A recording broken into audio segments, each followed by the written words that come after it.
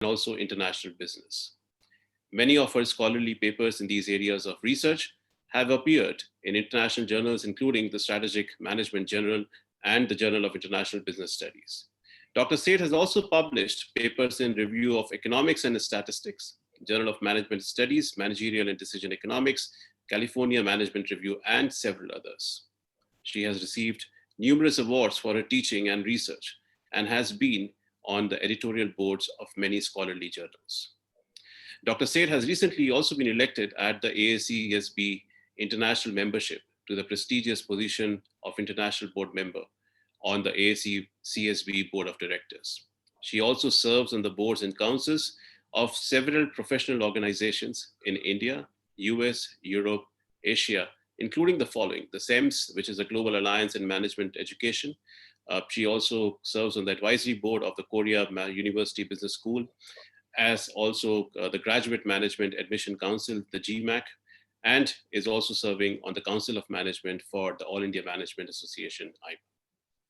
With this, may I please request you, Dr. Seth, to introduce our speaker today. Thank you.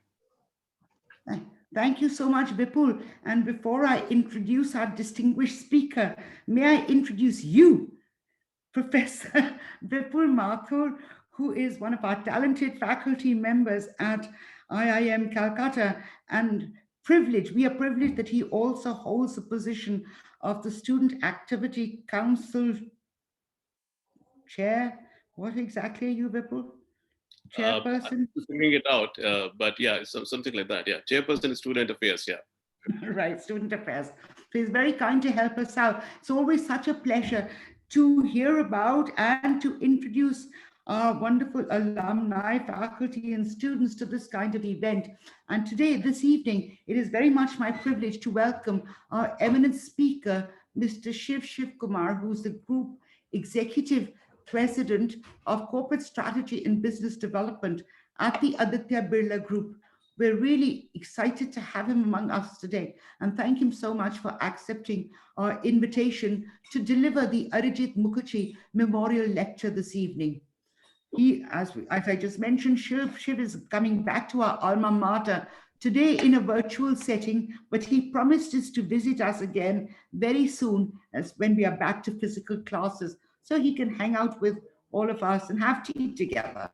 We look forward to that. He completed his PGDM in 1984, and so is one of the 19th batch, and is also the recipient of the Institute's highest honor, the Distinguished Alumnus Award. Shiv was chairman and CEO for PepsiCo for 4 years prior to joining the Aditya Birla Group, and before that was also with Nokia as CEO for India and later for emerging markets for nearly a decade. He's been a CEO for about half his career and was one of the youngest CEOs in India. He also worked at HUL for a number of years, mostly in marketing.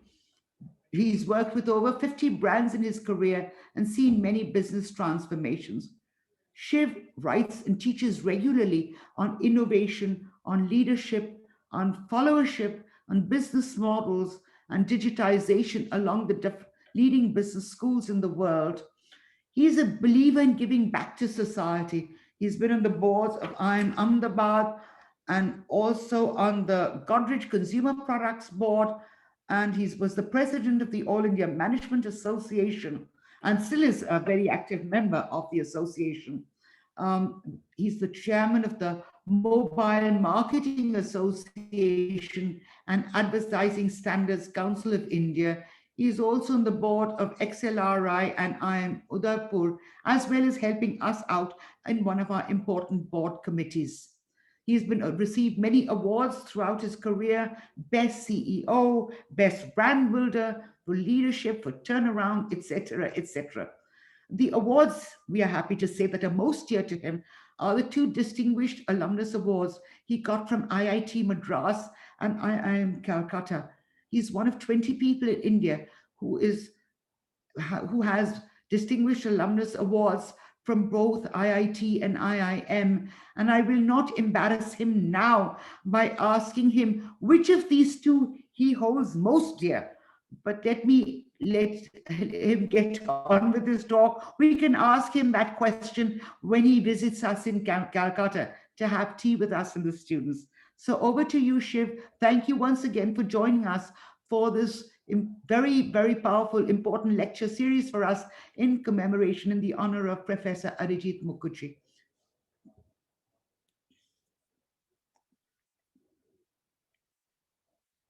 Sir, you're on mute. Yes, if you could unmute, sir. Yes, ma'am. Yes. Okay. So thank you very much, Anju, for those kind words. Thank you, Vipul, and thank you, Vidisha, for handling the whole slide thing for me. I'm really very happy to do this Arijit Memorial lecture, Professor Arijit Mukherjee Memorial Lecture. What an awesome man. And it's so sad that he was not on this earth for more than 38 years. And that's possibly the unpredictability of life and unpredictability of careers at this point of time. But St. Xavier's Alum, that's where I went and wrote my exam for CAT, because from IIT we had gone there for inter-IIT to IIT Kharagpur, and then a bunch of us went and wrote that in St. Xavier. So I have a link there. So talking today is actually a tough one. Why is it a tough one? I see close to 400 people on the call. And Anju did brief me that a lot of the students will be there. So I have to look at delivering something of value to the first year students. I have to look at delivering something of value to the second year students. I have to think of delivering something of value to middle managers who might be on the call. And I have to think of delivering something of value to senior managers who might be on the call. Okay, so I'm looking at 4 different constituents. But I've tried to structure my presentation in exactly that light. Next slide, please, Vidisha. So I just wrote this book. The book went into pre-order on January 15th. It was released in the market on Monday. And that's when the idea of this came. When I was talking to Anju some months ago, she said, hey, why don't you do a memorial lecture and talk about the kind of dilemmas that students face and managers face, and do that. So if you're interested in picking a copy of the book, please do order it either on Amazon or Flipkart. It's available. It's also available in all the key bookshops. Okay, please go and pick it. It's already on the bestseller list. It's #1 right now. And I really value your feedback as and when you pick the book and read it. Next chart, please. So why did I choose the topic of managing a career? Because I think a lot of people stumble through a career. They don't think about their career carefully enough or closely enough. This has been my experience over my 3 decades of work experience, and coaching a number of people, mentoring a number of people, talking to a number of my bosses, learning from successful careers and learning from unsuccessful careers. That's the reason I thought that I should put this down. And I looked at classically 10 career dilemmas which people face from the time they start as a junior person in whichever function or institution. In business, maybe start as a management trainee and end as a managing director. So in that span, what are the typical dilemmas that people face? And I have listed 10 dilemmas. I started with about 15. I whittled it down to 10. I started by wanting to talk to about 60 people to share their stories. I brought it down to 24. I picked those 24 people because they could tell their story in the most authentic and the most emotional way. So I have people who are just out of college. Priyanka Vijay Kumar from IIM Calcutta. She's just 5 years out of the institute or 6 years out of the institute. She talks about living apart from her husband and managing a career and marriage. I talked to Bhavya Misra, who says, should I go and do a second MBA? Equally, I talked to CEOs like Piyush Pandey, like Kirtika Reddy, like Debjani, and how they manage their challenges. So that's what this book is about, 10 career dilemmas from management trainee to managing director. Next chart, please. So I start with you, my dear first year students, whichever batch you are in right now. So 2021 will be 16 plus 21. Okay, so that's 37 plus 19. Okay, so 56. So you must be batch 57 and batch 56. I think that's what you'll end up. So what are the dilemmas of a first year student? Today is very different from when I studied, or even people studied 10, 15 years ago. Today we have more than 20 IIMs. Okay, India has the largest number of business schools in the world. To give you a sense, the world has 12,000 business schools. India has 4,000 of them. India produces 500,000 MBAs every year. Okay, so we have quantity. However, the sad part is less than 19% of the MBAs are employable. Even today, the last bunch of IIMs, the last 5, 6, struggle to place all their students. That's the raw truth. Okay, struggle to place their students for summer training, summer internship, and also struggle to place them for final placement. Okay, but as it were, I think you have some dilemmas as a first year students, and I will talk about some of them.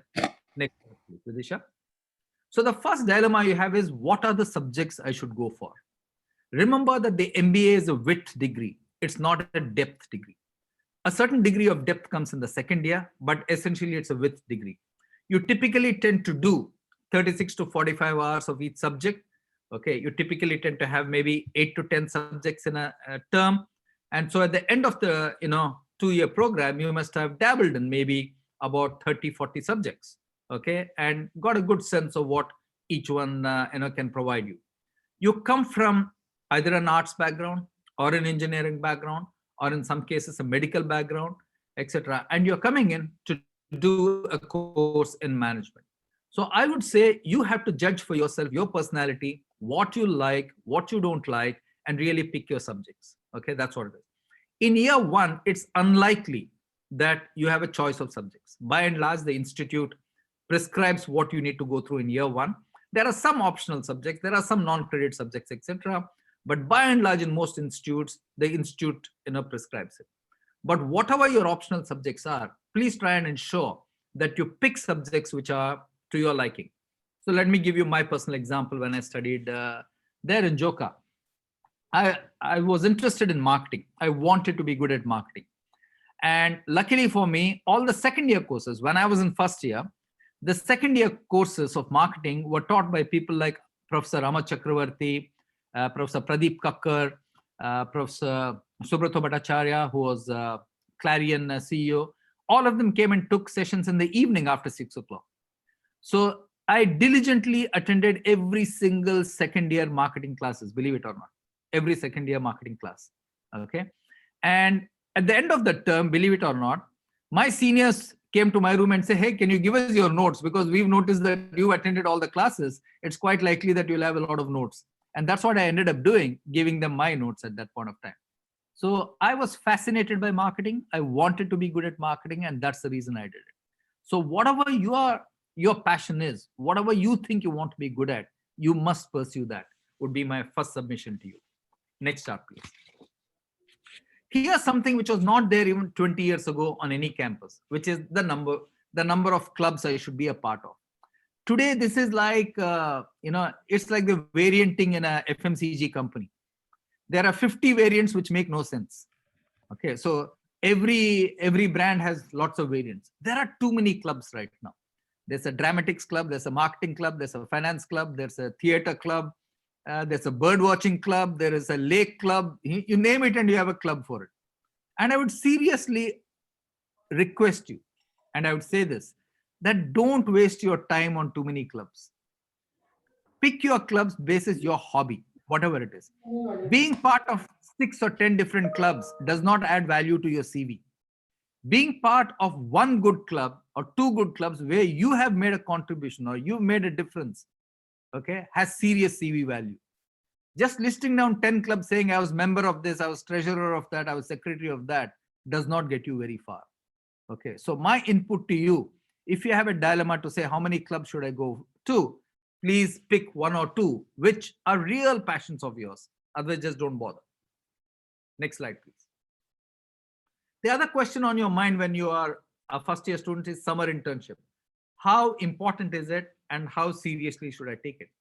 I know a lot of you will get into summer internship in the next 2 months. Maybe end of March, you're into your summer internship. The first thing I would advise you is take your summer internship very, very seriously. In both Nokia and PepsiCo, when I ran both those companies, in PepsiCo, we take 30 people from across maybe 6-7 campuses. And in Nokia, we take maybe about 10-15 people.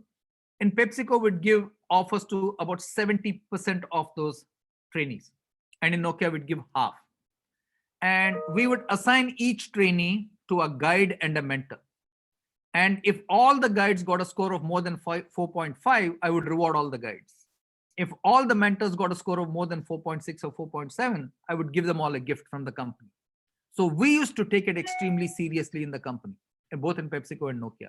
So I submit to you that you should take it seriously. Why did we take it seriously? Because we felt that placement, whether it is summer placement or final placement, is a lottery. It's like a T20 match.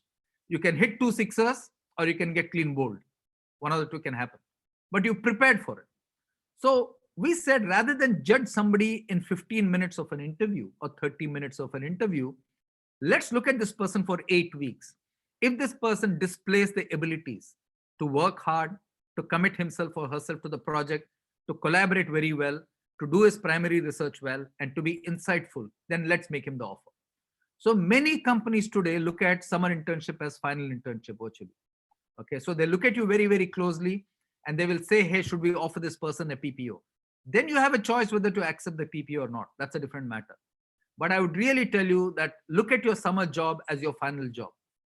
Okay, if you go with that framework, you will have the job in your hand.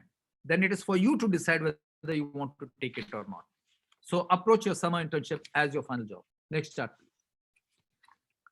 Now let's go to the dilemmas of a second year student. Okay, you finished 1 year, you finished a summer internship. Yeah, you come back, all of you trade stories on your internship, what happened. Each of you has a very nice story to tell or data to quote about that industry, etc. The big concern for you when you are a second year student, next slide please. The big thing for you is, what should I specialize in? Should I specialize in operations? Should I specialize in OB? Should I specialize in marketing? Should I specialize in finance? Okay, what do I specialize in? Again, going back to what I said in the first year, you must be very clear again what specialization would really suit you as a person and what you want. Remember, by this point of time, you finished 1 year of some general management education. You've seen a company work for 8 to 10 months, 8 to 10 weeks.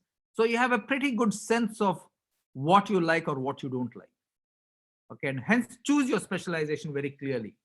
As you go up the ladder, when you look at successful managers, there are some things which every successful manager must have at any level. Remember this, especially at the highest levels. When I say the highest level, it will be CXO or an entrepreneur or a CEO, etc.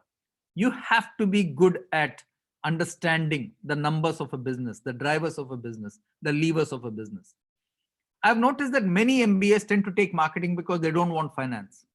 But you cannot go to the top if you don't understand how a business runs. Okay, where does the cash come in? Where does the cash go out?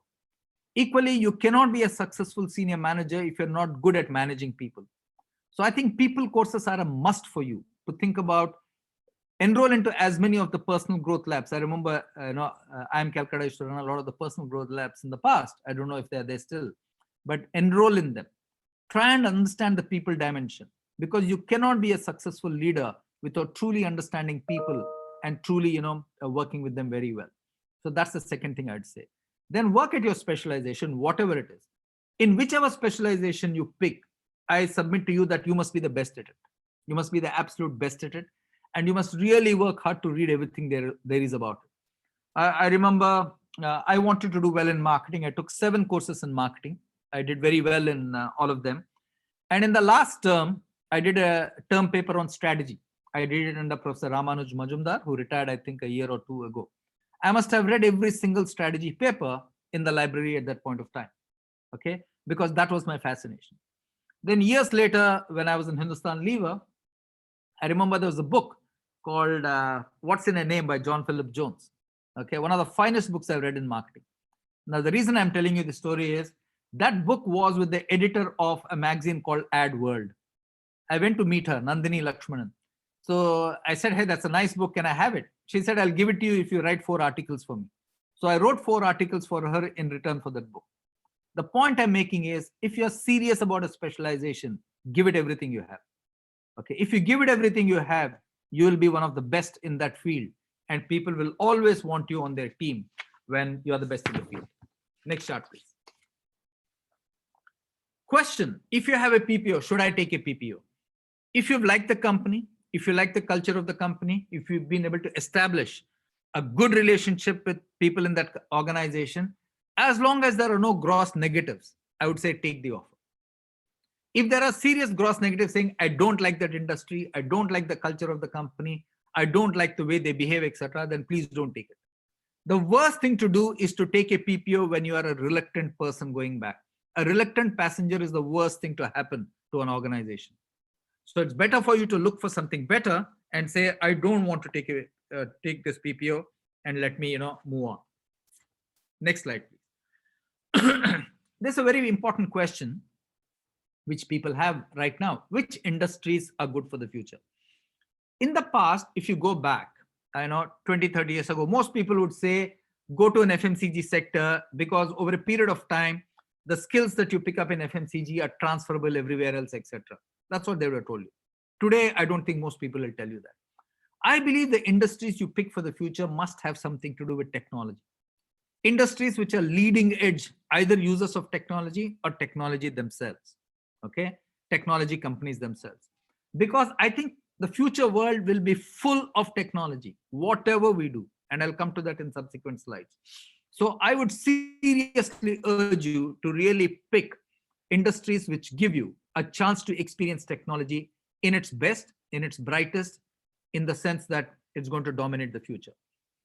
If you look at the history of education, let's take engineering as an example. When India got independence, civil engineering was the hottest discipline. A few years later in the 60s, it was chemical engineering, which was the hottest because it was about oil, it was about chemicals, etc., etc. Then it turned to mechanical engineering. Then after that, it turned to computer science. Okay. Today, then it turned to electronics. Then it turned to computer science.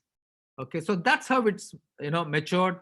And education and degrees like this and specializations reflect the demand from the marketplace. The demand from the marketplace today is technology. If I talk to young millennials, they want to join a company which is absolutely fluent in technology, digitally fluent. They don't want to sit and work on Excel sheets. They don't want to crunch information. They want that to come to them seamlessly. So that's the kind of industry that you should seriously think about, because when you are fluent digitally, when you are fluent in technology, then those skills are transferable anywhere into any other industry. So work for a leading edge tech user or a tech company. Next slide, please. So which companies do I target? Okay, so this is another question. In whichever industry you want to go, I would ask yourself to make a list of the top 3 companies in that industry or the top 5 companies in that industry. Get to know everything about them, read about them, read about their structure, read about their people, read through Glassdoor, what people are saying about that company, etc. And that's what you should target. Define the industry and define the best in the industry. Suppose you want to be a marketing person, you must go and join the best marketing firm, full stop. You want to be, let's take a finance person, go and join the best finance company where you learn a lot. Because that's the most critical thing. You must always target companies which are the best in their field for the industry that you want to choose. And always choose a company where your learning will be high and the culture is good. Both are very important. If your learning is high and the culture is good, you'll get to work on some very interesting stuff. If the learning is high and the culture is good, your CV value will multiply. And in future times, that multiplication will gain enormous. It'll give you back enormously. So join companies which are the best in their field, which is what you are interested in. Join companies in that list of the top 3 or 5 companies which are truly good on learning and culture. Next slide. Why am I saying all this? I'm saying all this for a very simple reason. In 1960, the average lifespan of a company was 60 years. Today, the average life of a company is less than 20 years. Let me give you simple stats. In the year 2000, Facebook didn't exist. In the year 2000, WhatsApp didn't exist. In the year 2000, YouTube didn't exist. As simple as that. Many companies which we take for granted today just didn't exist, or the brands. However, the lifespan of a human being in the 1960s maybe was about 60 years. Today, it's closer to 85, 90. The lifespan of somebody in India today is 72 years. So we are in a peculiar situation today where the lifespan of a career, if I take it as 40 years, is twice the lifespan of a company, which is 20 years. So the company cannot manage your career for you. Your boss cannot manage the career for you. The HR department cannot manage the career for you. You have to manage it yourself. And that's the important point. And somebody born in the last 10 years in India will live to be 100. So now the old concept of study for 25 years, work for 25 years, retire for 10, 15 years is no longer true. Today it is study for 25 years, work for 40 years, learn all 40 years, then retire and still do something for the next 15, 20 years, and then it's time to say goodbye. That's the new model that you need to think about. And that model is entirely in your hand. It is not in anybody else's hand. Next slide, please. In a 40-year career, I submit to you that you'll do a combination of paid, unpaid, and voluntary jobs. Okay, like you're doing voluntary jobs right now on campus in the various clubs, or what Vidisha is doing right now. Okay, you are volunteering for something. Similarly, when you are part of a complex, a gated housing community, you'll be a secretary of something, or you'll be on the buildings committee of something, etc. So think of your career as being a combination of paid, unpaid, and voluntary jobs. Now, why do people take voluntary jobs? They take voluntary jobs because it's a passion, they're committed to it. I believe the worker of the future is not an employee. The worker of the future is what I call a volunteer. That person has volunteered 2 or 3 years of his time to a company.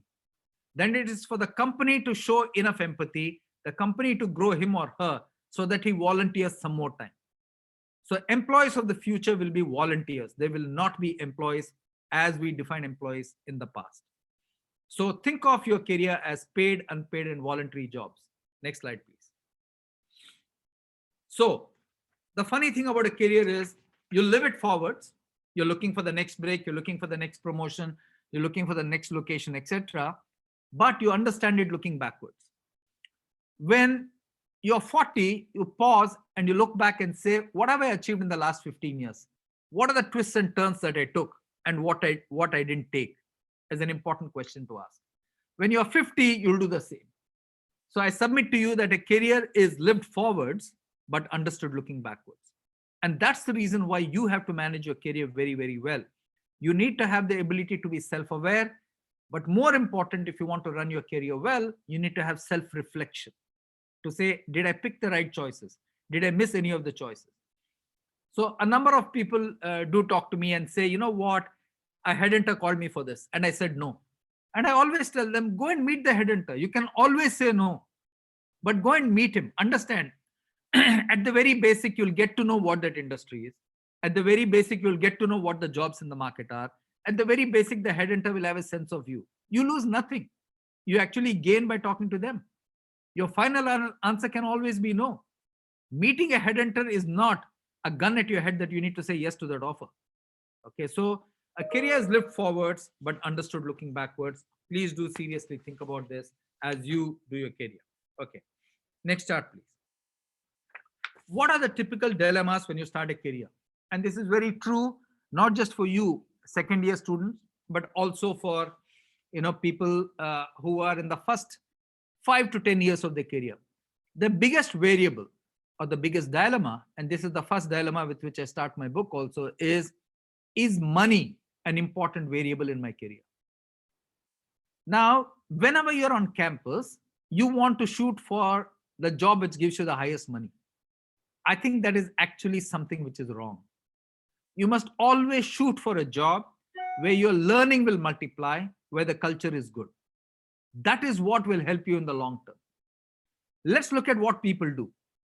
As it is, as I mentioned, the whole concept of placement could be a lottery. It's a T20 match. More than 50% of a batch changes jobs in the first year.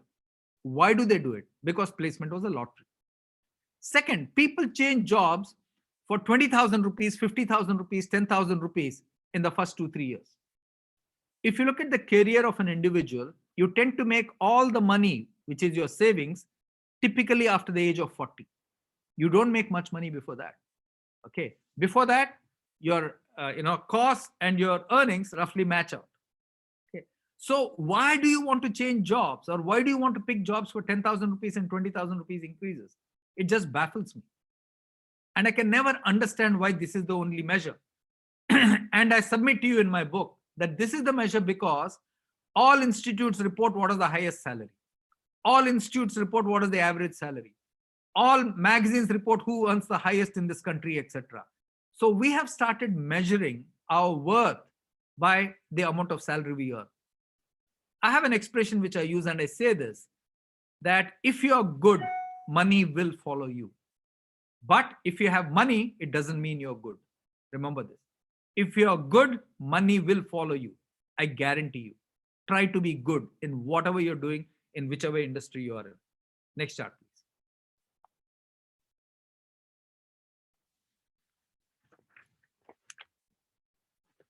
Next chart, please. I've gone through. The next question which people have is, how long should I stay in my job? I believe if you want to do a decent job of the role you're given, I think you will need at least 3 to 4 years in every job. I've never done a job for anything less than 3-4 years. Okay. Why? Because in the first year, you invariably tend to get to know what that role is, what the job is, etc. And then you have a good sense of what to do. By year 2, you set the things right, and year 3, you gain from it. Okay. So you should stay in a job for at least 2 to 3 years.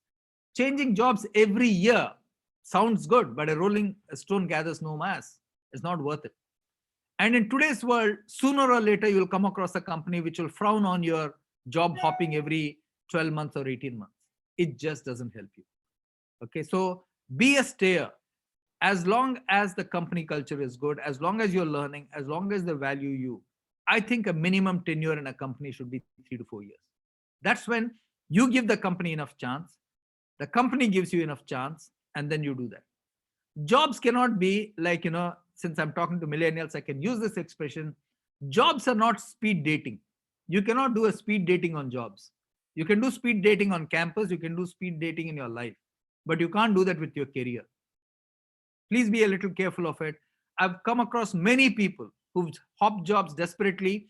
By the time they were 35, they had nobody in the market to look after them, or nobody in the market to take them.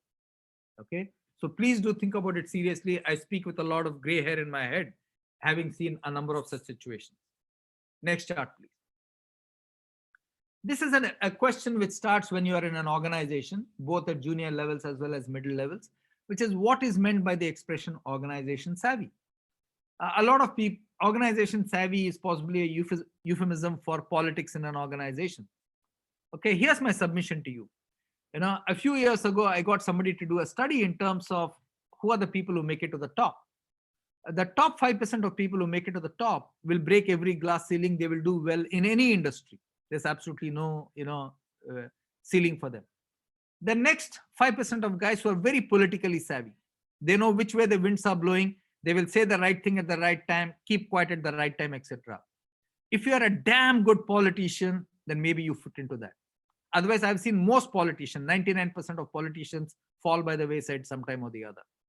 Then you have another 10% of people who have a strong godfather or the backing of somebody senior. And then you have the 50% of the people who carry the weight in the organization. So I would suggest to you that be sensitive to the politics in an organization, but don't play that game, because playing that game is playing with fire. If you're damn good at it, you can get away with it. You are the Teflon coated manager. If you're not good at it, you'll burn your hands and you'll actually hurt your thing. I have not seen one organization, either in the organizations I've worked or organizations where I've spoken, etc. No organization says we want politicians. No organization says we encourage politics. But because of the insecurity of the leaders, because of the insecurity of the system, politicians do flourish. So be very careful the type of person you want to be. You must always be the type of person who holds the institution first, the institutional values you uphold. That's the kind of person finally that organizations want. When push comes to shove, people will always remember the institution builder, not the politician. Okay, so please keep that in mind. Next chart, please. Another question which I get asked very often is, can I be real friends with my peers and still manage my career? I think it's a valid question. My submission to you is yes, you must be friends with your peer group. Okay. And I think you can learn a lot from your peer group. You can contribute a lot to your peer group. But you need a change in mindset in the way you think about this. If you look at your peers as competition and competitors, you won't be friends with them. And how can you ensure, whether you're in middle management or wherever, that you don't see them as competition? The only way I have seen is when you try to be the absolute best in whatever you do. If you're an area sales manager, are you shooting to be the very best area sales manager in the country, in that industry? Don't say, I want to be the best area sales manager in this office. When you have that mentality, or that I want to be the best area sales manager in that office, then what happens is Varun will be sitting next to me. Varun is running at 40 kilometers an hour. I will run at 45 and I'll say, hey, I'm beating Varun. I feel like a king. But 5 years later, 10 years later, I'll come across somebody else in an interview who's been running at 80 kilometers an hour, and I'm physically unfit and mentally unfit after that. So if you want to be real friends with your peers, you have to manage your learning and thinking at an absolute level. If you manage your learning and thinking at a relative level, saying, I want to be better than the guy at the next table, you will never be real friends with your peer group. It will never happen. And nobody will really respect you. Okay. So try to be the very best in whatever, you want to do. Next chart, please.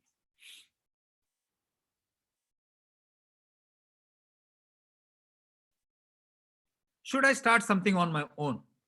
And how difficult is it? It is extremely difficult. It's not easy. Trust me.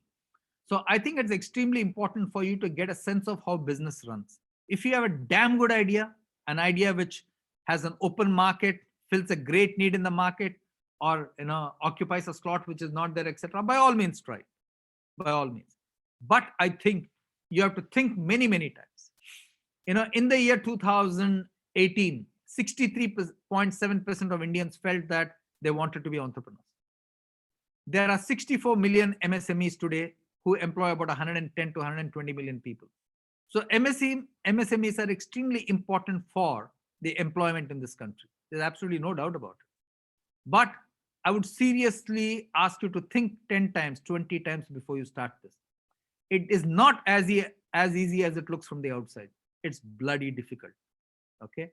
Your friends don't end up giving you business. It's invariably completely outsiders who give you business. Okay. How will you build your team? How will you raise your capital? What is your business model?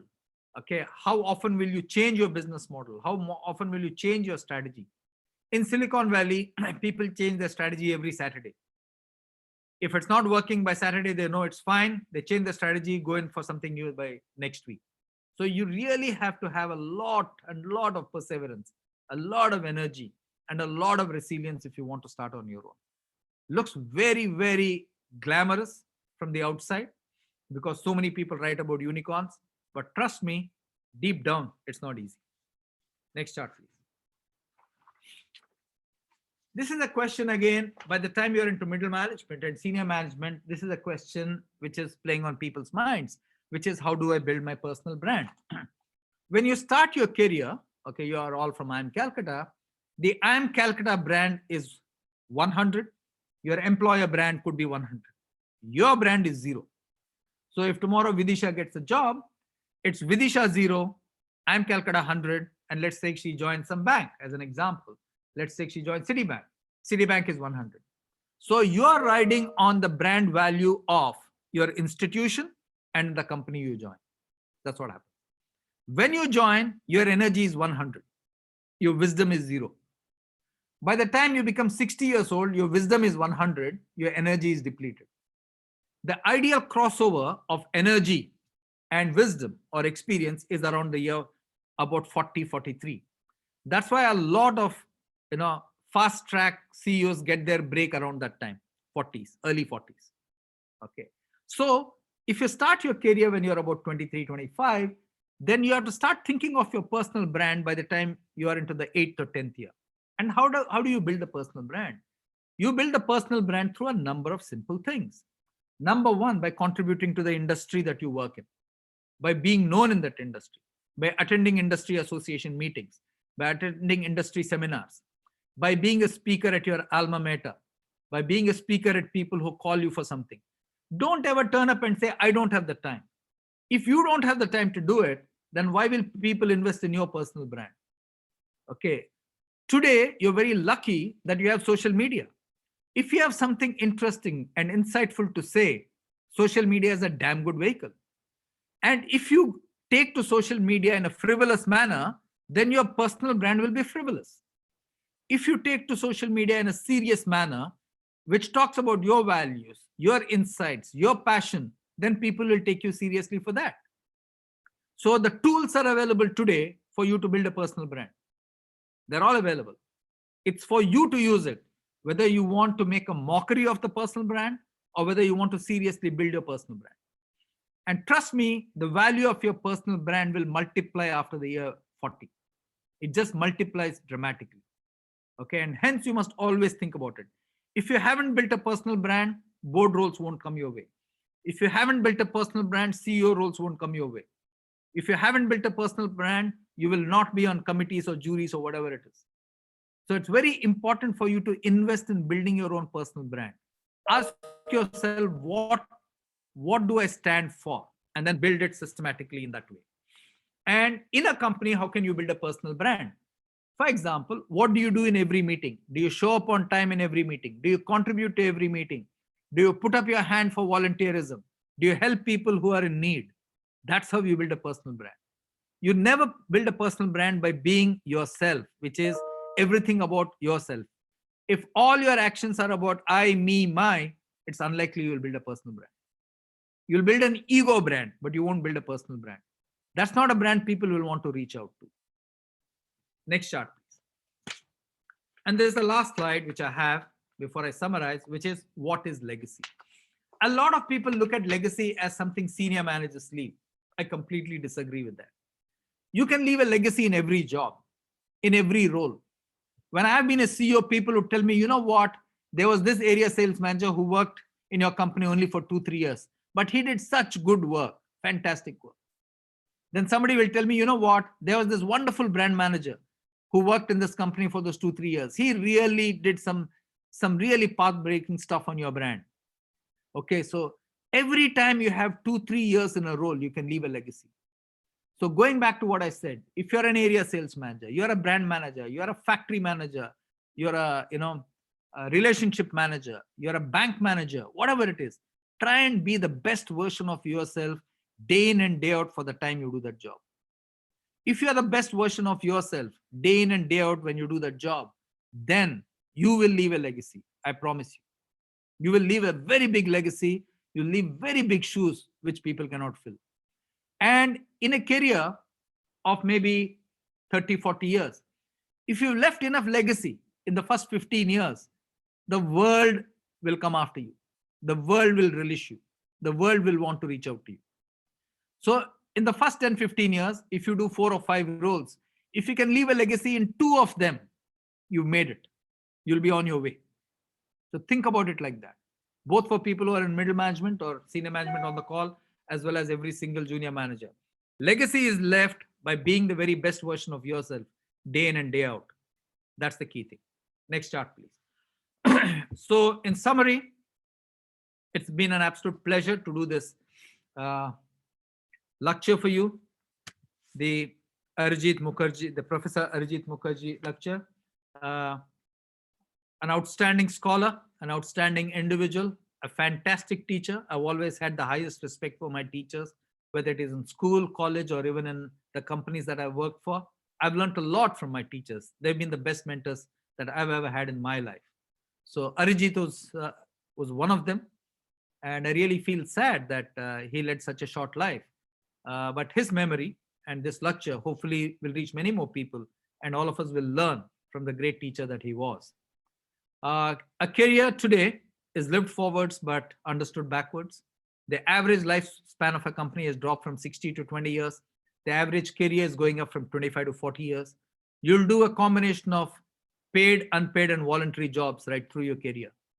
Okay, there are many dilemmas you have as a first year student. There are many dilemmas as you have as a second year student.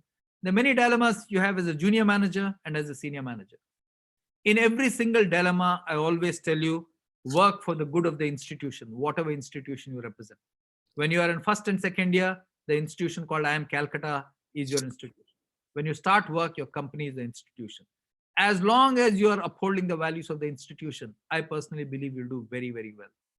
Never confuse having money with being good. If you're good, money will follow you handsomely. But if you have money, it doesn't mean you're good. Okay. So that's all I had to say. Thank you, Professor Anju Seth, a very good friend of mine. It's always a pleasure to chat with Anju and get to know her. And thank you, Varun, and thank you, Vidisha, for doing the honors. I'm more than happy to pick up any questions that you guys might have or anything that you want to ask me. My pleasure doing this for you. It's an absolute honor and privilege to do this. Thank you. Thank you, Shiv. That was amazing. As always. Questions? Yes. Vidisha? Thank you, Mr. Shivkumar. A very delightful talk on themes that are very close to our hearts. And also, the placement season is just around the corner. So in terms of timing, this couldn't have been better. Judging by the number of questions and comments that I had, I think this has been a resounding success. I'm just going to filter out some and just lay out the main themes here. The first question, of course, is that you mentioned that one has to strive to be in the top companies, but because of high selection rates, there are bound to be rejections.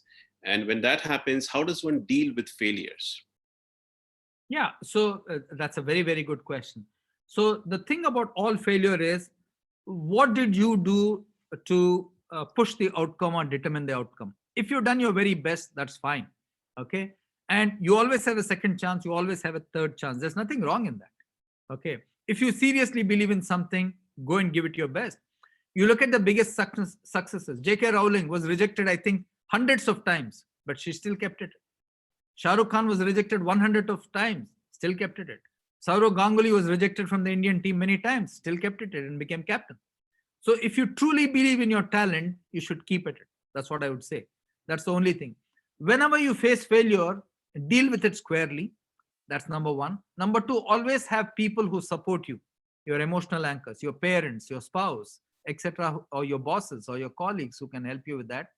And remember, failure is never permanent and neither is success.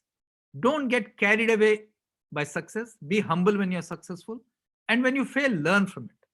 Go back to that self-awareness and self-reflection. If you learn from failure, you will not repeat it. So the Afterburners is a consulting company in America. They have a concept called the debrief. They're a bunch of F-15 fighter group who used to work for the United States Air Force.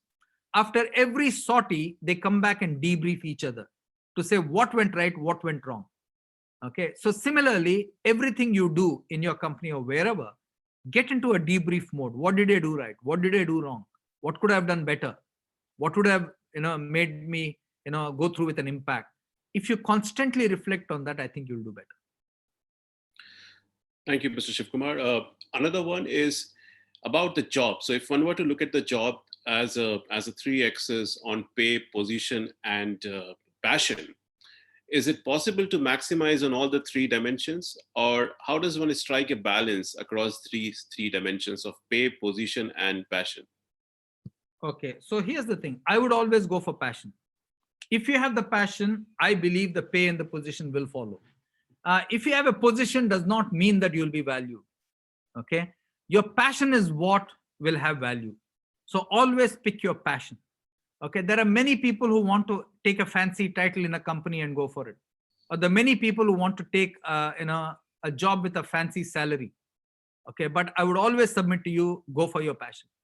If you go for your passion, then I think both pay as well as position will follow. Thank you. That's very insightful. One of the specific questions here is also about the case when the prior work experience becomes a hurdle. For example, somebody has an experience in IT, a vast experience, and wants to now switch to marketing, but it is his previous stint in the IT becomes a stereotype and doesn't allow an opportunity to come his or her way. Absolutely right. In fact, this is one of the biggest dilemmas of the 1-year MBA. if you look at people at ISB and people who do the 1-year MBA, they are coming there basically because they want to shift function midstream. They've spent 5 to 7 years either in marketing or in sales or wherever it is, and they want to switch jobs. And a lot of the placement which happens out of these 1-year schools is essentially consulting and things like that. So you have to be extremely clear. So it goes back. If you've not recognized at the end of the 2-3 years that this is not the field I want to be in and I want to move, you should have made that switch earlier. Or you have to join a company which will give you horizontal movements. It will put you on project teams where you can actually showcase your talent and then move up. Okay, that's your only option you have. The worst option is to say I'm willing to write off my 5-7 years and start as a trainee all over again. That does not benefit anybody. It doesn't benefit the company. It doesn't benefit you. Okay, so try and get into a company which is far more open to cross-functional moves, which is far more open to putting you on project teams where you can truly showcase your talent. Thank you. Just extending that particular theme, suppose you were to also come as a recruiter. What are the top 3 attributes that you would be looking for when recruiting from a management institute? Yeah, the thing I always look for, when I at least recruited people, I always look for the person's attitude. Does he have a positive attitude? The worst thing in an organization when you're a leader is to have cynics in your team. Okay, I just can't work with cynics. Okay, and I think I used to always tell cynics, why don't you go and get some other job? Why are you hanging around in this company and being cynical about life? Okay, so one is a positive attitude. Second is the person a good learner? Or is he just throwing some jargon? Does he have practical application of his learning? That's the other thing I look for. And the third thing I look for is teamwork and leadership. Does this person work well in teams? Is he giving me enough proof points that he's a very good team player? And is there enough merit in his CV to show me that he's also a leader? Okay. So in essence, I'm looking for somebody who's a good all-rounder, because I think if you're a good all-rounder, you tend to make it. Just plain grades don't make it, and plain extracurricular activities don't make it. I think you need a combination if you want to succeed in life. Thank you, Mr. Shivkumar. What would be the overlap of these skills with the top 3 skills that, on the other hand, an entrepreneur should possess, in your opinion? Oh, I think the entrepreneur needs to have enormous resilience. Enormous resilience. I think an entrepreneur gets rejected almost every minute. Every door he knocks on, okay, is a huge challenge. I think the entrepreneur deals with more uncertainty than any of us. A lot of us have grown up in the comfort of large companies, the comfort of resources, etc. You have to make do with shoestring budgets. An entrepreneur has to be a fantastic communicator. He has to have enormous energy to carry his team through, even through the darkest days. Okay, it's not an easy job. That's why I said I can never be an entrepreneur. Okay, and a lot of people have asked me this, and I said I'll be a terrible entrepreneur. That's why I've never touched it. Okay, so an entrepreneur is a difficult job. Those are the kind of things you need. Would you recommend jumping onto the entrepreneurship right at the start of the career? A difficult one. That's what I'd say. If your family has been in it and you're being groomed, etc., then it's easy. But if you tell me that, tomorrow I have a breathtaking idea and I want to go and raise capital and I want to build a team and then start with it, I think unlikely. Okay, I think you need to understand how business works and how business runs in order to be a good entrepreneur. So speaking about learning how businesses function and the management discipline, suppose if someone has done an MBA from the top 20 institute in India, would you recommend doing another MBA or giving another shot at, let's say, a reduced 1-year MBA from international colleges, so that more job opportunities get opened up or other skill sets? This is the dilemma too I address in the book. Should I do a second MBA or should I do a first MBA? Okay. In the Trump era, the admissions into the MBA schools dropped significantly. Even GMAT applications dropped significantly. I think in the Biden era, it'll grow. If you look at the history of MBA education, it's in Asia that you're seeing a huge push into MBAs. The number of MBAs is coming down, both in America as well as in some parts of Europe. So here's the thing. India has 4,000 business schools. Only in the top 20 business schools is the starting salary higher than the fees paid. If you're in the top 20 school, I would seriously ask you, why do you want to do a second MBA? What do you think you're going to get there? If your idea is to say, hey, Shiv, my parents have a green card, I will go to America, I'll do a course at Wharton or Kellogg's or Stanford, and then I will get my green card, I'll get a job there, etc., then maybe you're right. But if it's purely, MBA to MBA, will you learn more in your second MBA? Maybe the student profile, the experience on campus might be different. But I think you lose 2 years of your salary. Okay, you need to pay through your nose. I think the average fees there is $133,000 or so. So you have to be extremely clear why you want to do it. And I have weighed the pros and cons in the dilemma in the book. Okay, and my recommendation to anybody who's going through the dilemma is, if you're from a good business school, don't do it. That's my personal recommendation. But of course, individuals have context, individuals have pulls and pressures, like parents in America, spouse getting married, spouse in America. There are many other reasons why people think about it. Thank you, Mr. Shiv Kumar. This one probably is coming from one of the myths. How can introverts make it in the corporate world? Here's the funny thing. There is no correlation that anywhere that I have read, ladies and gentlemen, that extroverts make it. There's no correlation. Now, the reason why we think of leaders as extroverts is because they have to communicate the position of the company or whatever it is. They might be introverts deep down inside, but when they're on stage, they play a particular role. And that's why we think everybody is an extrovert. That's not true. Jim Collins wrote a book some years ago, and he called it Level 5 Leadership. He said, you read a lot about people like Jack Welch, Immelt, etc., but he said there are a bunch of different leaders who don't talk much, but who have produced outstanding results. Warren Buffett is possibly another such guy. So they call it Level 5 Leadership, and there are very clear reasons they list out, and the very clear characteristics of Level 5 Leadership. And the characteristics of Level 5 Leadership are holding the institution first, working for the good of others, being a servant leader and not a top-down leader. Okay, things like that. Okay, so I don't think you should ever worry. Your work should speak for you. If your work speaks for you, it doesn't matter whether you're introvert or extrovert. Okay, your work has to be outstanding. There are many customers I've met who will say, you know what, Shiv, I don't want to talk to this sales guy. He talks too much. Your sales director talks too much. Can you send me somebody who listens to me? Okay, the biggest challenge of being an extrovert is you end up as being a poor listener. Okay, and not many people might value that. And in today's society, when inclusion is so critical in every company, I would seriously urge you to think about balancing when you need to be an extrovert, when you need to be an introvert. Thank you, Mr. Shiv Kumar. We are almost done with the time here, unfortunately, but may I still just ask you one last question here. Yes, what are the books that you would advise for young managers to read? I'm assuming that this young manager in particular has read all the textbooks.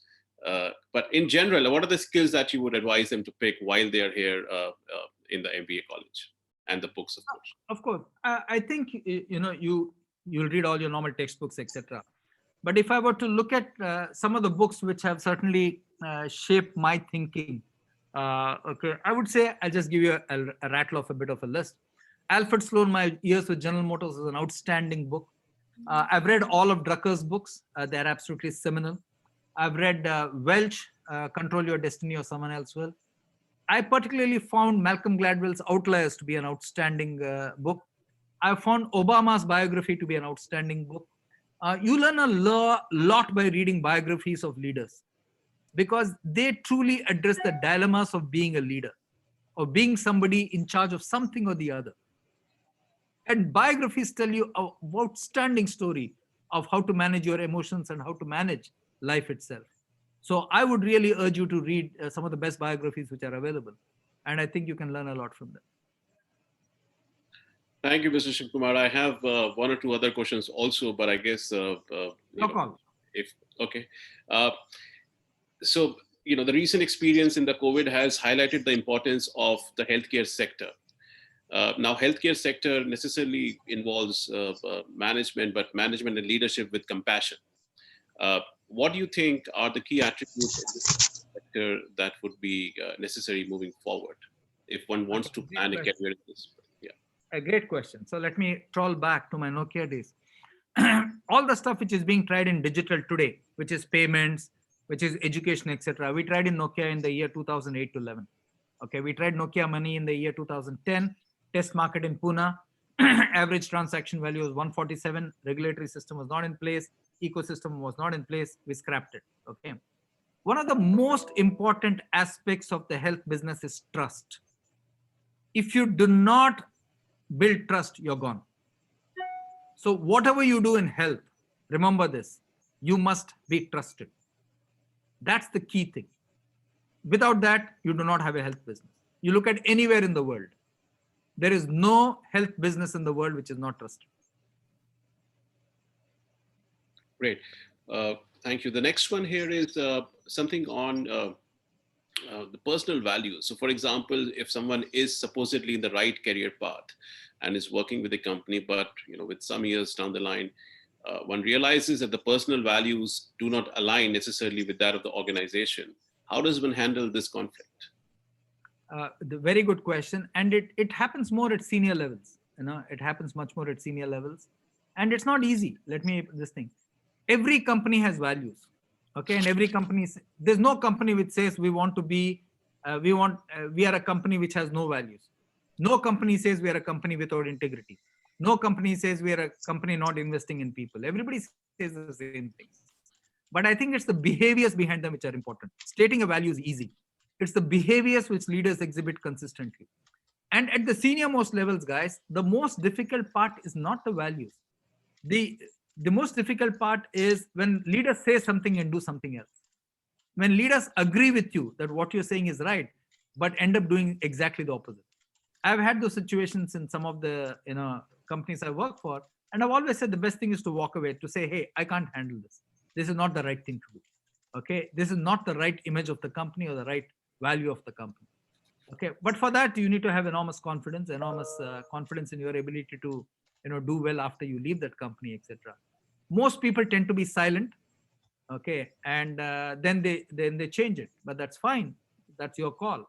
The best example I can give you of somebody who did this, who was silent for 30 years, changed that institution in the course of the 10-15 years that he led it, and then he became a nobody, was Gorbachev. 30 years he took to rise to the top of the Communist Party, and then he said the communist values and party does not work anymore.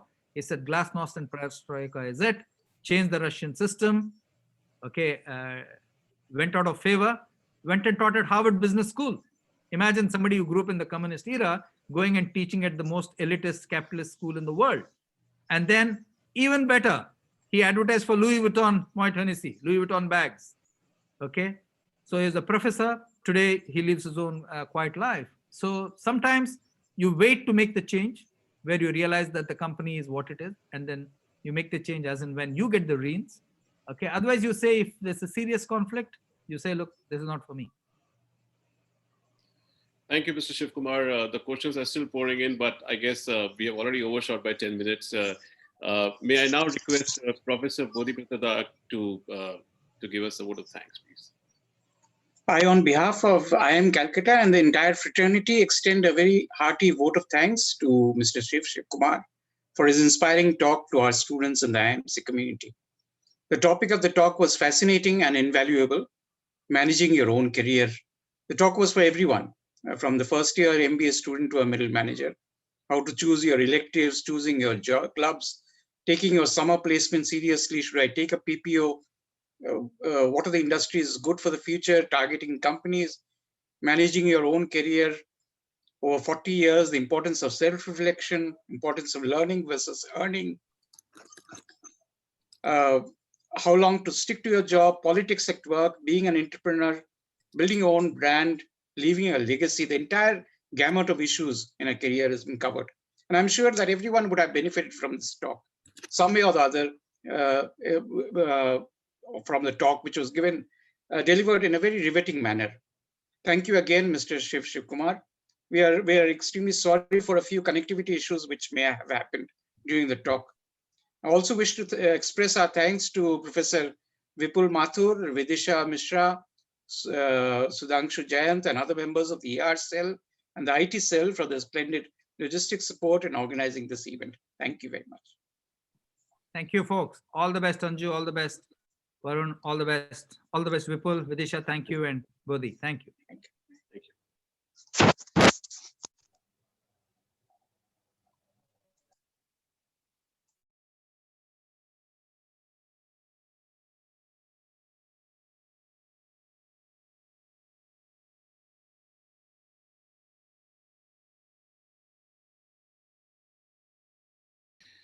Vidisha, are you still there? Vidisha and Yash? Yes, sir. Yeah. Thank you for helping us organize this. Yes, of course. Are you also there? Atrek has left, I guess. Yes. Okay. So, yeah. Thanks, everyone who has attended, in particular, Vidisha and Yash for helping us organize this. Thanks. For your friends who have not made it to here, I'm sure the recording link will be published soon and they can have the view there. Yes, sir. We've recorded the lecture. Okay, great. Okay. Thanks. Okay. Bye, sir. Good evening.